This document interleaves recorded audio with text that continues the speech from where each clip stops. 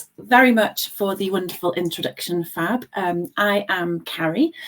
I am the head of marketing at Peak and Poke, and spoiler alert, we make games for brands. That is what we do for marketing campaigns, for engaging audiences. But what I wanted to take you through today was, I'm not sure how many of you have used games in your marketing before. Actually, that's a nice little test as a little starter.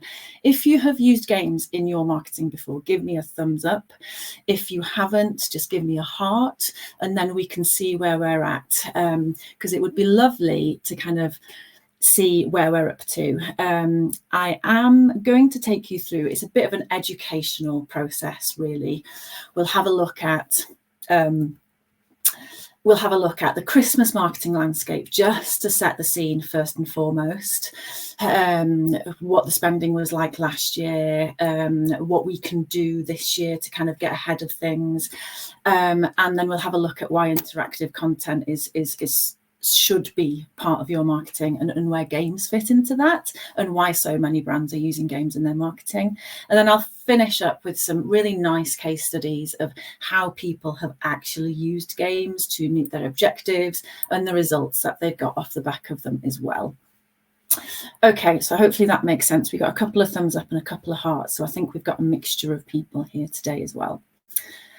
Okay, so let's kick off with part one. I should say, if you've got any questions for me at all as we're going through, feel free to pop them in the chat. I'll answer them if I see them. Otherwise, we can have a chat at the end as well, when Fab reappears in a magical puff of smoke. Okay, part one, the marketing landscape. Let's see what we're dealing with and why we talk about this kind of golden season in marketing. Now, clearly, the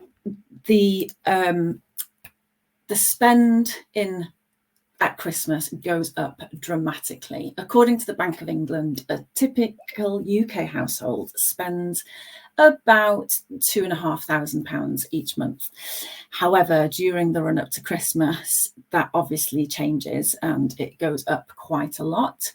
Now, in 2022, it was estimated that companies and marketing companies shelled out a record $9.5 billion on advertising and marketing to capitalize on this extra spend and to get people to part with their hard-earned money with our products. And that's why they call it the golden quarter, of course. Now, while it's not guaranteed, it's certainly guaranteed that big brands are going to spend a lot on, their John Lewis big Christmas campaigns and their kind of adverts that come out. Most of us here, I suspect, have a much more modest budget than that. And I think something that we definitely can't ignore this year is the cost of living crisis. It's been a strange year, and I think we all possibly thought that this might be the year that we go back to normal, whatever that is. But, it's been a difficult year in many ways with lots of external factors.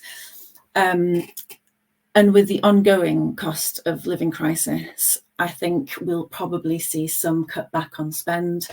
I think 2/3 of consumers are set to cut back this year. And I found this report commissioned by the IPA, which I thought was actually very interesting. While people are kind of thinking about their budgets and cutting back, they're still looking for things from brands. They're looking for an injection of festivity. Of course, we do want to get into the Christmas spirit, regardless of what's going on.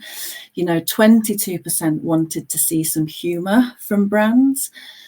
21% wanted some nostalgia, and a focus on value was really important.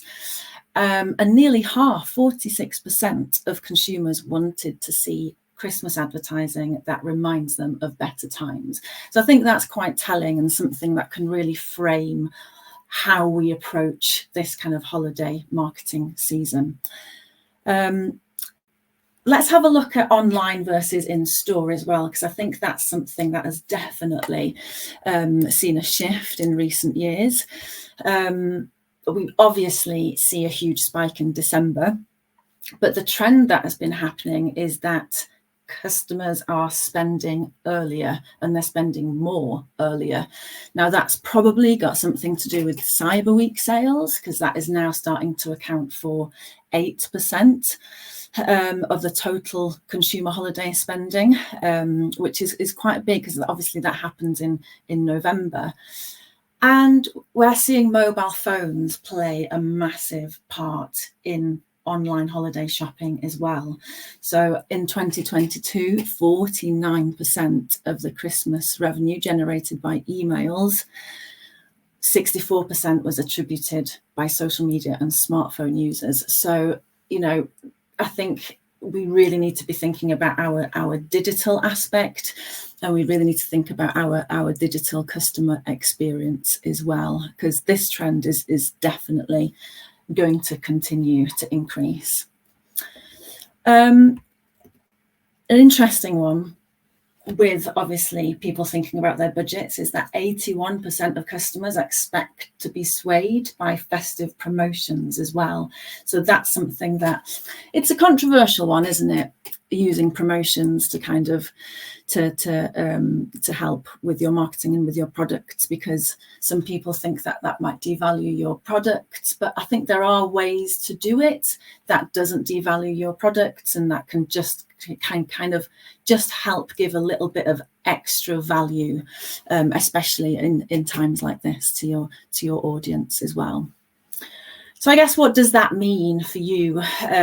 Where's the best place to allocate your marketing budgets? I mean, I would expect that might have already been considered, but if it hasn't, budget is going to vary, of course, on brand, industry and goals, and what are the important things for you. But certainly having a digital online user experience, I think is very important, because that obviously relates to a huge chunk of festive sales. And I think it is important to consider the value that we're offering to our customers, because they're looking for deals right now, whether that's the Cyber Week deals or whether that's a little later on. It is something that we at the minute are looking out for as we're looking at our budgets more carefully. Okay, hopefully that all makes sense. I'm just going to swip back to see if there are any comments, or if you've got any questions for me on that, let me know before we move on to part 2. So it's time to get interactive. We talked a little bit about the importance of having a good digital experience. So why is that? 88% of marketers say that interactive content is effective in differentiating their brand from competitors. Now, obviously, that's what we want. Christmas is a big time for us all, and there are so many messages, so many advertising campaigns, so many emails going on about the festive period and the seasonal campaigns. So how do we stand out in amongst all of that noise? We want to be able to talk to and engage with our audience in a way that they are, looking for. We don't want to just talk at them. We actually want to kind of bring them into the journey, because that is a way to help you stand out. We want them to be part of an interactive experience, so that we're not just constantly sending, passive messages. Actually start to engage and, create conversations. I don't know if anybody's ever heard of a speaker, really amazing speaker called Jeremy Waite. He's a B2B speaker from IBM, and he said something at a talk that I went to once, and it really resonated with me. It was, we want our audience to feel something so that they do something. And that is just so important to me, and what we do at Peak and Poke is that, you can't just passively send messages anymore. You really do need to engage on a deeper level. You need to create connections with your audience so that they remember you, creating this kind of this brand connection, because that's definitely one way to build a community and to be part of something. So games. Why are we even talking about games in a marketing, course like this? I would like you, please, to have a think. You can pop it in the chat if you like. If I was in a room, I generally ask people to shout out what their thoughts are. But how many people around the world play video games?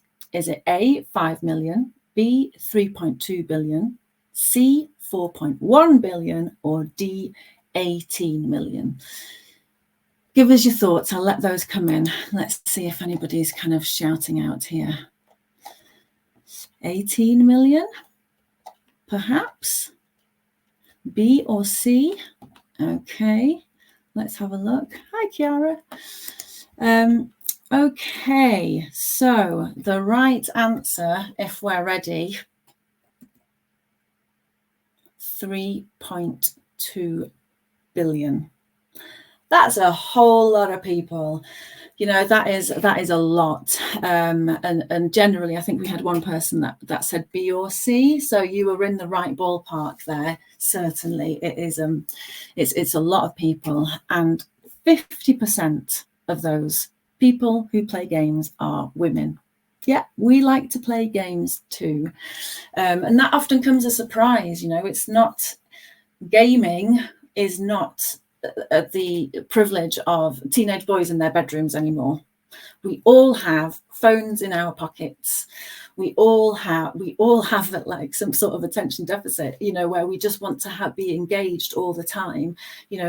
If we're stood at the bus stop waiting for a bus, how many times you just pick up your phone and just, do something quickly? And if it's a game, and if it's a game by a brand, well, then you're capturing that engagement. This I find incredibly interesting. This is, in 2022, how we spent most of our leisure time. So obviously modern entertainment, playing video games, social networks, streaming movies. Sorry, my Siri's talking to me now. I don't know if you heard that. Gen Z and millennials, so that's between 11 and 42 years of age, spend more time playing games than any other pastime. I'll just let that sink in. 11 to 42 years of age. So if you're marketing to an audience between those ages, they are already spending a big portion of their lives playing games. And it doesn't really matter if you're selling to B2B or B2C at this stage. This is human behavior. We're all selling to humans. We're all wanting to reach our audience. And typically, they'll probably be playing games. So why do so many of us play games? We love to play games because they fire off this chemical reaction. We can't help it. We cannot help it. It is hardwired into our brains. Games have been built to fire off these chemical reactions in our brains. When we achieve something, we fire off this chemical reaction that makes us want to go again. It makes us feel good. Competition, I mean, Fab was talking about how you have leaderboards when you're doing these workshops all the time. We all love a little bit of competition. Even if you don't get anything at the end of it, it's just human nature. We all like to be, have a little bit of kudos. Immersion and cooperation, working together as a team,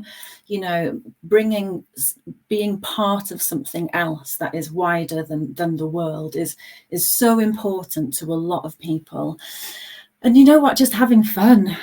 That's why people play games, is because they want to switch off. They want to have a bit of fun. And it just makes us smile. So that is fundamentally, if a good game has been created, all of these mechanics, achievements, competition, cooperation, fun, they have been built into it, so that you want to play again, you want to play a little bit longer, so that you are firing off those chemical reactions. So there we go. We can't help it. It's just in our nature. Sorry, I'm just flipping in between here just to make sure that I'm not missing out any questions. Okay, very good. So hopefully that all makes sense before we move on to part 3 of where games fit. So we've had a few thumbs up about having used games before in your marketing. So this is kind of just taking a little step back, if you like, just thinking about what you might have to think about if this is something that you are interested in pursuing. Are games right for you right now? Games aren't for everyone.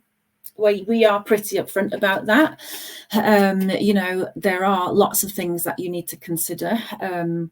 We go to a lot of events, actually, and something that our director says quite a lot. You know, when I'm sure most of you have gone to events yourselves where you're saying the same thing over and over again. And our director has a phrase which is, games are like the cherry on the marketing cake. And I love that. I've adopted it because that's exactly how we think of them. You know, they are just the tip of the iceberg. They're the sprinkling of fun, of engagement, of emotional connection on the top of your marketing. So first and foremost, the thing that you need to think about is, are my marketing ducks in a row? Do you have a functioning website? Do you have an email list that you regularly talk to? Are you talking about talking on your social media? So, you know, if those things aren't quite there as building blocks, a game is probably not the one thing to invest in right now. Invest in those marketing fundamentals first. Because also, when you come to do a game campaign, you know, it's not a marketing magic bullet. You need to be able to put all of those things around it to promote it as much as you can and to get as many people playing it as possible. So first and foremost, are my marketing ducks in a row? Quack, quack. Second, game relevant campaigns. Can you identify any upcoming campaigns or events that could benefit from a little bit more engagement? And do you have the tools and the resources to promote it? So I'll take you through a few kind of examples and standard kind of use cases for how people have used games so that you could start to put those jigsaw pieces together, because I can appreciate this might be a completely new concept to somebody. And you might think, well, Carrie, I don't even know where a game fits, never mind if I've got a relevant campaign coming up for it. So there are lots of various ways that you can use them, and we can talk about that. And then just have that question, you know, in the back of your mind as I'm talking through these case studies and use cases that you might think, that could work for me here. Who are your audience? So we've seen games played by, you know, we know that games are played by a surprisingly huge range of people. And our audience have used, you know, we have worked with B2C companies, as you might expect, you know, large brands like Kellogg's and Pringles, but also B2B companies, construction companies, you know, people who are just wanting to send a Christmas message to their staff, and they work for an insurance broker. You know, lots and lots of use cases and different ways to use a game. But who are you sending it to? Most people, a game will work for, and there is a certain game type that might work better for what you want it to achieve. But generally, people will respond quite well to a bit of fun and a bit of engagement. There is only one, spoiler alert, one segment that we've seen games fail to engage. And we're very honest about this. because we want you to have a fantastic experience with games and games in your marketing. So if you come to me and say, I want to engage my very high level C-suite, time poor audience that we have never spoken to before, that is where it kind of starts to fall down a little bit.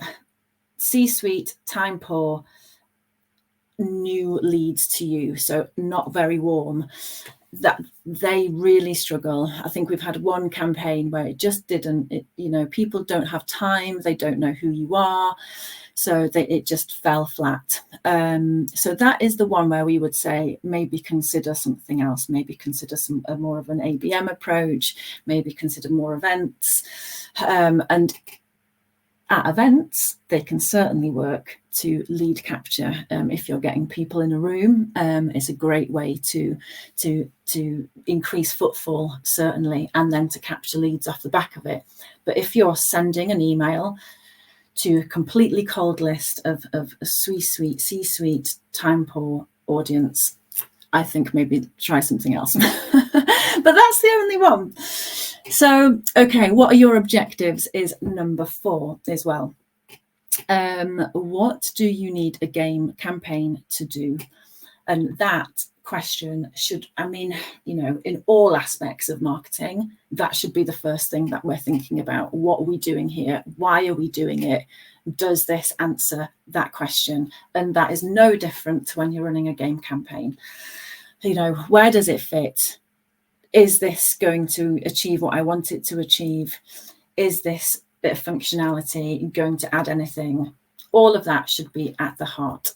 So let's consider where games can meet your objectives.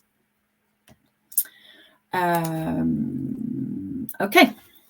So whatever you think of the marketing funnel, it gets some stick occasionally, does the poor marketing funnel, but I quite like it as a general, a funnel of where things fit and where people are. Obviously, it's not prescriptive. It is just a generalization of where people are. And of course, people jump around quite a lot, but for this context, I think it works.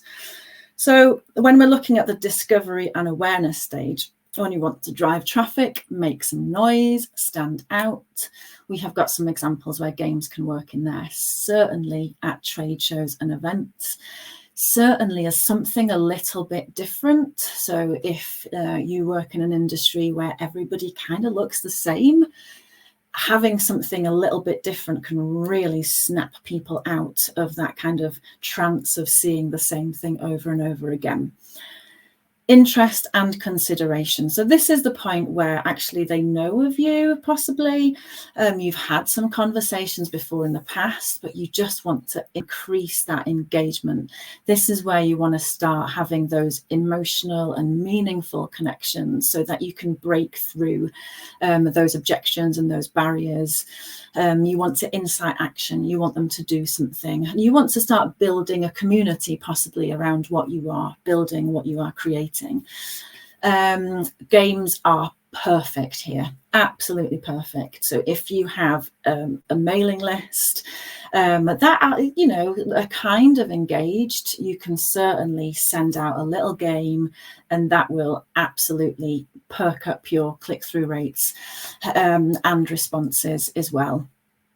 Building a community, we have a really nice client called Foot Patrol who are brilliant at this. They have an app and they're all about building a community, and they want to drive people to their app, and they have a game on there maybe 2 or 3 times a year, and they really kind of share it out, and everybody comes together to play it. Okay, as we go further down, intent and conversions, demos, promotions, conversations and experience. So this is where we talked about Christmas specifically, and where people are now starting to think about their budgeting and looking for deals. This is maybe where some promotional elements might just help get them over the line into conversion. And then loyalty and advocacy too. So if you want to re-engage your loving audience, want to give them something else, something to say thank you in rewards and referrals, and ask them for reviews. Games can fit in here as well. So there's lots of places where games can fit, and you just need to just think about what the main objective is, and then work out from there what game could work for you. Also, I think incredibly important are budgets, of course.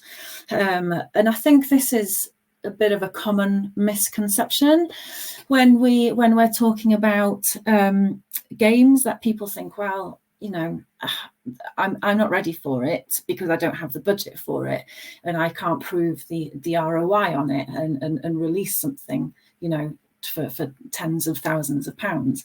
And certainly maybe there was a time when a game would have cost you 30 to 50 to 100,000 pounds. But that is not the case anymore. Technology has changed a lot. But that's what we used to do. We used to make games bespoke to brief. People used to come to us with a great idea, and they would be, please, can you build this game for us? We want it to do this, that, and the other. And we would go away and build it. It would take an awful long time because making good games is really hard, and it would cost an awful lot of money. And you never knew kind of what you were going to get because, like I said, the process is difficult. So there were compromises along the way.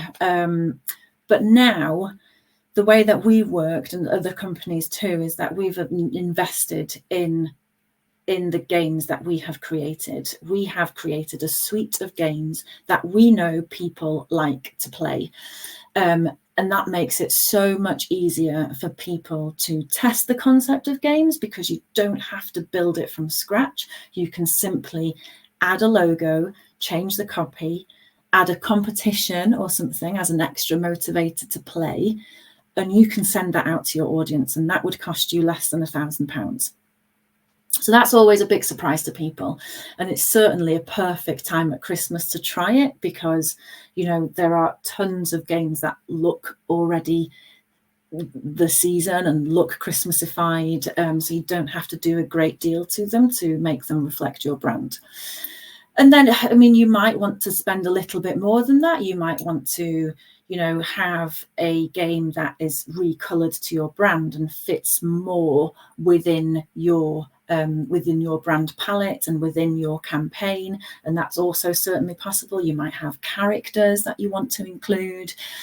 That sits, you know, you could expect to pay between 3 and 10, 20, 30, depending on what it is you want to do. And then if you want something fairly bespoke, yes, you can expect to pay, you know, 30,000 or upwards. You know, if you've got multiple languages and a global audience, that might be what you could expect to pay. But I think it's good to frame where it is and where budgets sit, just to kind of give you an idea of what you can do and the fact that it is possible to do it on a budget as well. Knowing a budget is from a you know a games company point of view is really helpful because it just helps us to frame what you can do and what you can and what we can present back to you, because the scale is so variable. It's always helpful to have a think about the budget that you would want to allocate. Okay, time to reflect for a minute. I'm just going to hop back because in my presenter view I can't see all of your thumbs and your likes and stuff, so apologies if I've been ignoring you as I've been going along. But I think now's quite a nice time to just think about, you know, we've thought about, we've understood the kind of Christmas marketing landscape and how we can adapt some learnings into our marketing. But your audience, that's important. That is next. You know, who are your audience and what might they like? Those two things are key for what type of games that you would go for. So as I go through the next bit, which is, you know, type of games and the case studies, just have a think about those questions. I'll just give you a minute just to write those down if you like, and I will just quickly whiz through some questions. Chiara said here, we use games as trade shows in the past, and they get people to our stand faster than the smell of fresh bread. Yes, absolutely, they really do. We go to a lot of trade shows ourselves, and people do love a game. It's just something that is very, very different, and they just want to have a bit of fun. It's all goes back to those kind of dopamine hits being fired off. Certainly, yes, that analogy is spot on. What is this gif here? Fresh bread. Nice work, Leanne. Very good. Okay, right. Does anybody have any other questions before I move on to the next part? Fabulous. Okay, right. I'm going to hop back over here. So, type of games. There are so many types of games, and some of you might have used some of these in the past, or you might not. You've certainly, I can probably guarantee that you have played one of these types of games before. Let's have a think about what might work for you. So in terms of the type of games, there are things like quick play and instant wins. Things you might have seen or played are things like spin the wheel, matching pairs, or memory games.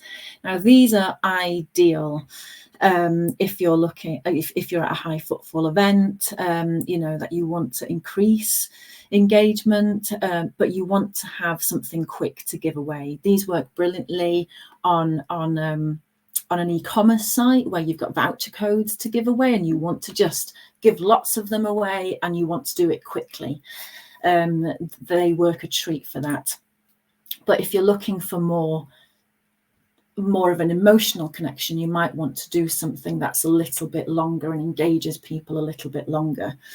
Educational, I mean, this is a huge, gamification in education is a huge part, has a huge part to play in how we learn and how we take on information. And quiz and a simple simulation game might work in that case.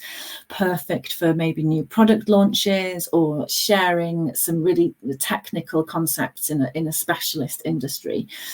So that might be a way to consider what you're doing. You could include a theme of questions that are related to your industry in a quiz, for example, in a wider quiz about general knowledge. Why not? And then puzzle games. You might have played Match 3 or Tetris. I was slightly obsessed with Tetris because I'm a Nintendo girl at heart, so I always had Tetris on my Game Boy going. Logic games. So these might suit an audience who want to work things out, a technical audience perhaps. They want to take a little longer, they need to take time to complete them, and you want to challenge your audience a little more. Puzzle games are great for something like that, or nostalgic and retro, which are my favorite types of games. Games like Pac-Man, Snake, Super Mario style runner platformers and jumpers, things that, and these work brilliantly in a marketing content because people know what to do. They instinctively have that reaction that they have played it before, and it gives them all the warm fuzzy feels, and they know what to do. And that is a really nice nod back to one of my first slides when we were talking about what people are expecting from brands this Christmas. Having that bit of nostalgia is a really nice way to nod to good old times, and having really enjoying games as a kid. That's how you can create those emotional connections with your customers that we're looking for. Okay, top tips. Again, I've mentioned, and I can't stress this enough, keep your objectives in mind throughout the process and refer to them constantly when making the decisions. And remember, it's really important to make sure that your game is fun. Because we want to have, that's what it's all about at the end of the day. And if you can offer some sort of achievements or competitions within your game, you will definitely add a layer of fun to it. So that's incredibly important as well. Okay, I'm just hopping back onto here. We love a quiz, but then you are a score. Yes, indeed, absolutely. Okay, right. So I am going to jump to case studies now. I think we're doing okay for time. So this is the fun bit. This is where you can actually see how people have used this in their marketing in the past. And I've got a few examples. I've got some B2B, B2C, with lots of different objectives as well. Now, you're going to have to bear with me if I start shouting a little bit with this next slide because the volume is up on it and there's a little playthrough of a game. So I'm going to try not to get too distracted with Belinda the Brussels sprout here. So this is a campaign that we did for Green King. Green King are a hospitality business in the UK. And in the last year, I'm just going to, oh, there we go, that stopped, thank you. Could you hear that music coming through? Or was it okay for you guys? Give me a thumbs up if you couldn't hear it. Okay, good. Fabulous. It was just distracting me. Wonderful. So this was Green King hospitality business. We've worked with them tons and tons and tons because it works so brilliantly for their audience. This campaign in particular, where you saw Belinda, the Brussels sprout, hopping through a winter wonderland here, was part of a brand awareness campaign. They wanted to increase brand engagement and they also wanted to drive customer acquisition because this campaign launched in 2020.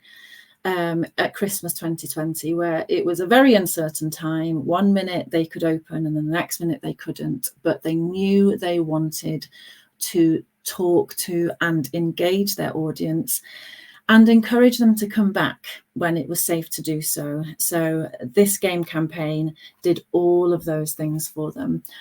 They used our Hopper engine. So when I talk about nostalgic games, you might recognize this from a similar game called Crossy Road. So people instinctively know how to play it. It was a bit of fun. We were able to include lots of branding opportunities and some characterization in there as well. What was really nice about this one was it was all organic. So while the team obviously were struggling because their doors were closed, they did not have any budget to add any paid promotion to this. So they did a purely organic marketing campaign for it. They sent it out to their mailing list via an email. And they ran a great competition, which was Win Hungry Horse for a year.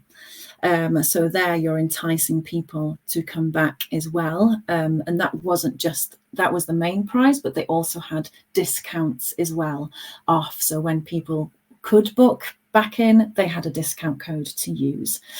And they did lots of lovely social elements to it as well to promote it on their social. So just in terms of results, it had over 500,000 games played from 46,000 players. Now this is all organic reach as well. And they had a 15-minute average engagement time. Now, I've said it before, you know, engagement is a massive factor for us. It's what we measure everything on because that's what we want. We want people to be engaging with the brand. And they had a 61% marketing opt-in rate as well, which is fantastic because then more and more people are kind of are getting in on their marketing comms. And they had a whole lot of love because not only did they have all of those, you know, strong KPIs, they had such lovely conversations on their social media channels with their audience. They continued that conversation. So one of my favorite here is in the top in the middle over there. OMG, this game is doing my head in. I'm playing it obsessively. And then somebody's really, really sad that Belinda the Sprout game is closed. When are you going to do another one? So all of these conversations are so important for building the brand and for creating what we're talking, these emotional connections that we're talking about. This is all part of it. This is what we mean when, you know, you want to engage on an emotional level. Okay, fabulous. I'm going to move on to the next one, which is 55 Days of Cheesemas. I mean, who doesn't love a bit of cheese at Christmas? So this was for our US delegates today. Might recognise Borden cheese. They got in touch last year, and they had a few different things that they wanted to do. They wanted to count down to Christmas. They wanted to offer loads of competitions and special offers and giveaways. They wanted to share their breadth of product. So they created a game, but they also had a advent calendar landing page at the front of it. So you could win something every day. So not only was it, you know, a fun campaign, but it was also bringing people back to play again and again and again on a daily basis. They also had the hopper game. So you can see here that actually it looks very different to the Belinda the Brussels sprout game, but it's the same game framework with another reskin. So they were able to capture people's data and draw a winner from the leaderboard. So in terms of results, they had 230,000 players from 50,000, gameplays from 50,000 players, and a 12-minute average engagement time, and an opportunity to share their product information and giveaways. I'm going to go a little bit faster now because I can see we're running out of time. This is a lovely, lovely example of having a bit of a CSR element to a Christmas campaign. So this is a B2B example, a construction company who wanted to engage their employees, and they wanted to kind of, you know, tick that CSR responsibility box and be able to give some charity donations as well. So it might seem odd that they did a football game, but if you remember last year we had a Winter World Cup, so it all made sense at the time. They had this wonderful target practice game. This is actually one of our ready to go offerings. So this was in the range where you could do, you know, under £1,000, where they were able just to put their hoarding logos on the hoardings. They still had the data capture. They still had the leaderboard, all within that price point. And it worked brilliantly for them. Obviously B2B, so slightly lower games played. 7,000 from 585 employees, but with a really lovely engagement time of 17 minutes per player. And then the opportunity to offer first, they kind of did a free prize draw, and the first person to be drawn gave their donation to Crohn's and colitis, and then Mind, and then also nice way to support the charities close to the employees' hearts as well, and delivering some valuable internal comms. Okay, so this is my last case study. This is a nice one because Quick Fit do a Christmas game every year, and they do two versions. They do a version for their customers, and they also do a version for their staff because their staff love them. And it's a really nice way. They always want to have some ROI on it, so they always offer discount vouchers and codes. So they hide their discount amount behind various levels attached to the score. So with this particular game engine, which is a match 3, there are 10 levels, and if you make level 5, you will get to 7% off your order. And if you make it to level 10, you will get 10% off your order.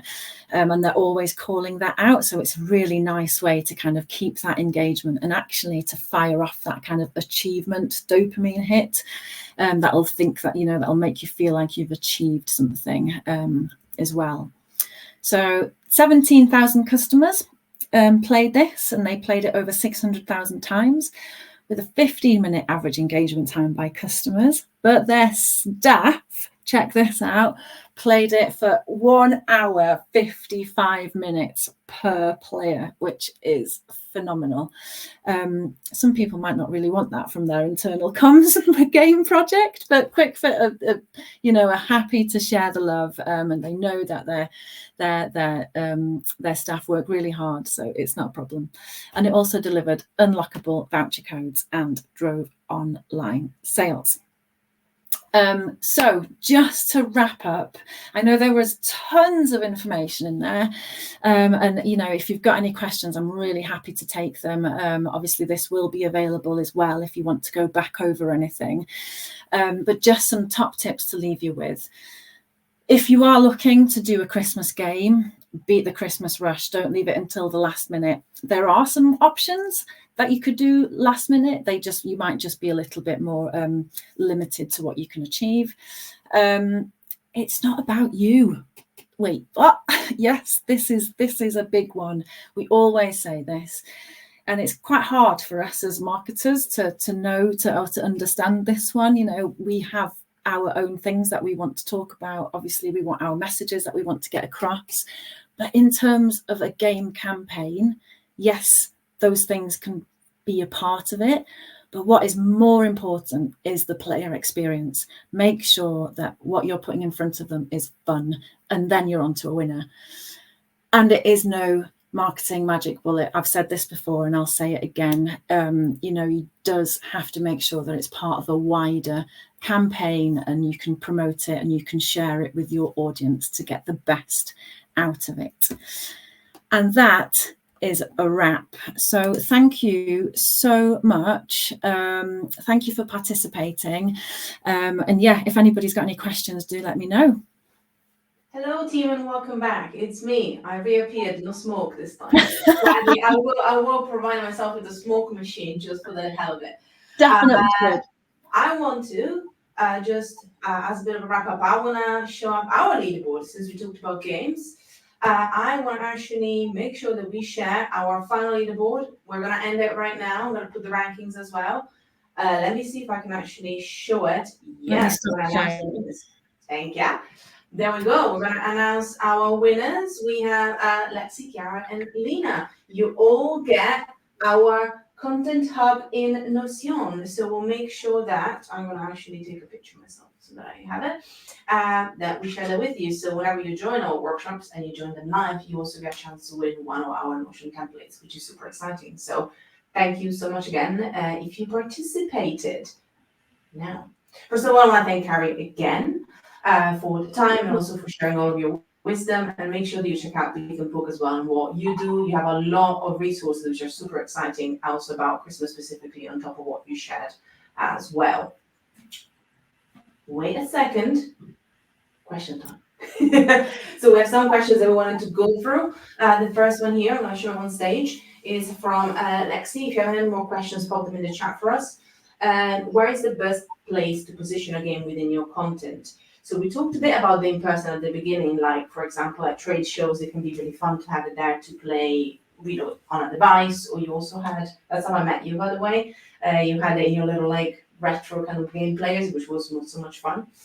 But especially online, I'm thinking as well, what are some of the best places to position a game within your content? Totally. Really good question. Thank you, Lexi.